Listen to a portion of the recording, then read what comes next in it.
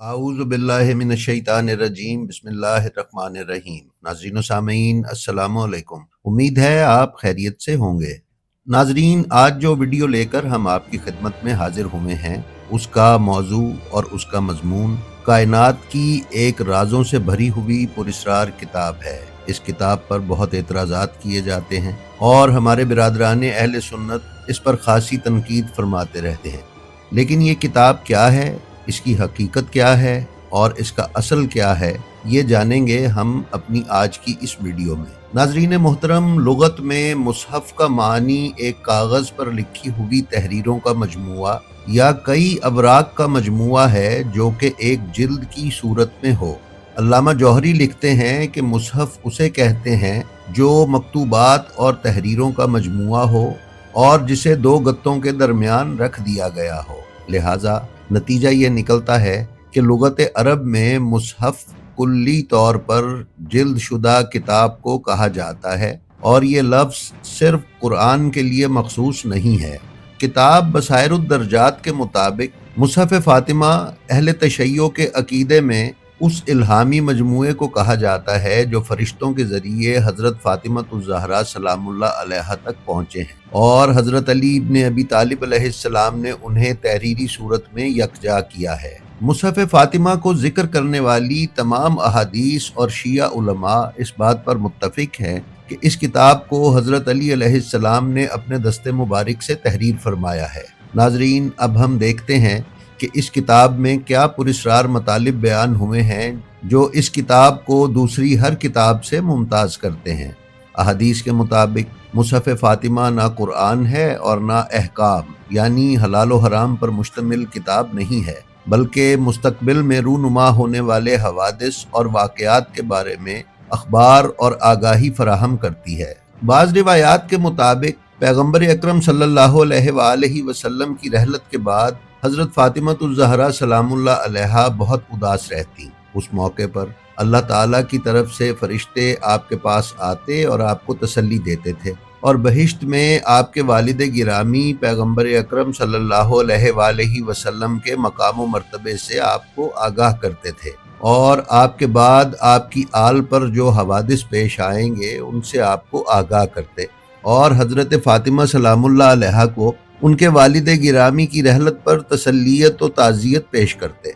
इसी तरह अबू उबैदा इमाम सादिक अलैहिस्सलाम से नकल करते हैं कि हज़रत फ़ातिमा सलामुल्लाह अलैहा अपने बाबा के बाद 75 दिन तक जिंदा थीं। उन दिनों में अपने वालिद की जुदाई में शिद्दत से गमगीन थीं। जिब्राईल उनकी खिदमत में हाजिर होते थे और उन्हें वालिद की ताज़ियत पेश करते थे और उनकी दिलजोई करते थे और उनके वालिद और उनकी जलालत और उनके मकाम की उन्हें खबर देते थे, जबकि हज़रत अली अलैहिस्सलाम उसको लिखते जाते थे और यही है मुसहफ़ फ़ातिमा। नाज़रीन, सही रिवायात में आया है कि फ़रिश्ते हज़रत फ़ातिमा सलामुल्लाह अलैहा को खबरें देते थे उन मज़ालिम की जो उनकी ज़ुर्रियत पर होने वाले थे। इसके अलावा हम्माद बिन उस्मान की हदीस में इमाम सादिक अलैहिस्सलाम से नकल किया गया है कि हज़रत ने फरमाया, जान लो कि मुसहफ़ फ़ातिमा में कोई हलाल व हराम नहीं है, बल्कि इसमें उन बातों का इल्म है जो आइंदा होने वाली हैं। एक रिवायत में इमाम सादिक अलैहिस्सलाम से ही नकल हुआ है कि आपने फरमाया, कोई भी नबी या वसी नहीं है मगर ये कि उसका नाम एक किताब में मौजूद है जो मेरे पास है, यानी मुसहफ़ फ़ातिमा। नाज़रीन, कुछ रिवायात में इमाम सादिक अलैहिस्सलाम से कुछ इस तरह नकल हुआ है कि मुसहफ़ फ़ातिमा तो आने वाले उमूर का इल्म है और उसमें क़यामत तक हुकूमत करने वाले लोगों का नाम है। दूसरी हदीस में उनके नामों और उनके आबा व अजदाद के नामों की तरफ इशारा हुआ है। नाज़रीन, इसी तरह की एक और रिवायत इस किताब के इसरार व रुमूज़ से पर्दा उठाती है। अबू बसीर रिवायत करते हैं कि मैंने इमाम मोहम्मद बाक़िर अलैहिस्सलाम से मुसहफ़ फ़ातिमा सलामुल्लाह अलैहा के बारे में दरियाफ़्त किया। इमाम ने फरमाया, ये किताब हज़रत फ़ातिमा सलामुल्लाह अलैहा पर उनके वालिद की वफ़ात के बाद नाजिल हुई। मैंने पूछा, क्या इसमें कुरान का कोई हिस्सा मौजूद है? इमाम ने फरमाया, इसमें कुरान का कोई हिस्सा नहीं है। मैंने कहा, तो फिर इस किताब की तफसील बयान करें। इमाम ने फरमाया, ये किताब 2 जिल्दों पर मुश्तमिल है जो सुर्ख रंग के ज़मुर्रद से बनी है। اور اس کی شکل طولانی اور عریض ہے۔ میں نے عرض کیا میری جان آپ پر فدا ہو، اس کے صفحات کی وضاحت کرے۔ امام نے فرمایا اس کے صفحات سفید موتیوں سے بنے ہیں جنہیں حکم دیا گیا ہو جاؤ اور وہ وجود میں آ گئے۔ میں نے پوچھا میری جان آپ پر فدا ہو تو اس کتاب میں کیا چیزیں موجود ہیں؟ امام نے فرمایا اس کتاب میں قیامت تک کے تمام ماضی و مستقبل کے حالات درج ہیں۔ اس میں آسمانوں کے بارے میں تفصیلات، ہر آسمان میں موجود فرشتوں کی تعداد اور دیگر جزیات موجود ہیں۔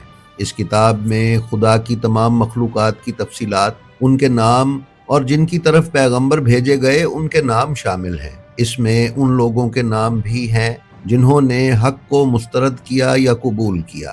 اس کتاب میں تمام مخلوقات چاہے وہ مومن ہوں یا کافر ان کے نام شامل ہیں۔ پہلے انسان سے لے کر آخری تک زمین کے تمام ممالک کے نام اور ان کی تفصیلات، ہر ملک کے مومنوں اور کافروں کی تعداد بھی اس میں موجود ہے۔ اس میں ابتدائی قوموں کی داستانیں، ان کے حکمرانوں کے حالات، ان کی حکومت کی مدت اور ان کی تعداد بھی لکھی گئی ہے۔ اسی طرح اس کتاب میں تمام ائمہ کے نام، ان کی صفات، ان کے کارنامے اور ان کے دور کی تفصیلات موجود ہیں۔ میں نے پوچھا میری جان آپ پر فدا ہو یہ ادوار کتنے ہیں؟ امام علیہ السلام نے فرمایا یہ 50,000 سال کے عرصے پر مشتمل 7 ادوار ہیں۔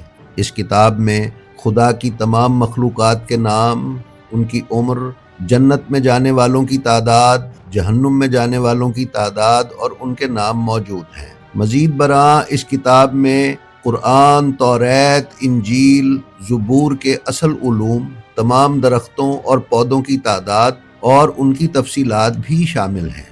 ناظرین، کتاب بصائر الدرجات میں مرقوم ہے کہ امام صادق علیہ السلام نے ولید بن سبیح سے فرمایا میں نے مصحف فاطمہ کو دیکھا ہے، اس میں فلاں کی اولاد کے لیے جوتیوں کی گرد سے زیادہ کچھ نہیں ہے۔ کتاب بصائر الدرجات میں ہی حماد بن عثمان بیان کرتے ہیں کہ میں نے امام صادق علیہ السلام سے سنا کہ 128 ہجری میں زندیقوں کا دورہ ہوگا، اور یہ بات میں نے مصحف فاطمہ سلام اللہ علیہا میں دیکھی ہے۔ میں نے عرض کیا حضور یہ مصحف فاطمہ کیا ہے؟ تو فرمایا کہ رسول اکرم صلی اللہ علیہ وآلہ وسلم کے انتقال کے بعد جناب فاطمہ بے حد محزون و مغموم تھیں اور اس غم کو سوائے خدا کے کوئی نہیں جان سکتا تھا، تو پروردگار عالم نے ایک فرشتے کو ان کی تسلی و تشفی کے لیے بھیج دیا جو ان سے باتیں کرتا تھا۔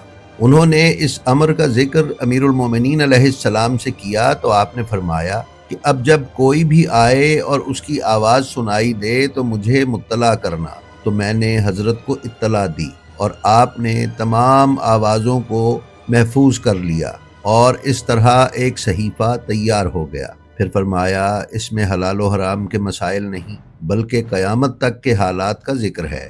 ناظرین، بہت سی احادیث کے مطابق مصحف فاطمہ ائمہ اہل بیت سلام اللہ علیہم کے یہاں ایک میراث کی طرح یکے بعد دیگرے، یعنی پہلے امام سے بعد والے امام تک منتقل ہوتا رہا۔ بعض احادیث میں اس مصحف کے حامل ہونے کو امامت کی نشانیوں میں سے قرار دیا گیا ہے، کیونکہ مصحف فاطمہ ایسے حقائق کا مجموعہ ہے جسے خدا کے فرشتوں نے حضرت فاطمہ سلام اللہ علیہا پر نازل کیا اور حضرت علی نے اسے تحریر فرمایا ہے۔ ناظرین، اس وقت یہ مصحف 12ویں امام حضرت امام مہدی علیہ السلام کے ہاں موجود ہے۔ ایک اور روایت میں آیا ہے کہ محدثین کی ایک محفل میں امام صادق علیہ السلام تشریف فرما تھے۔ محدثین میں سے ایک نے عبداللہ بن حسن کی جانب سے بنی حسن کی امامت کا دعویٰ کرنے کی طرف اشارہ کیا۔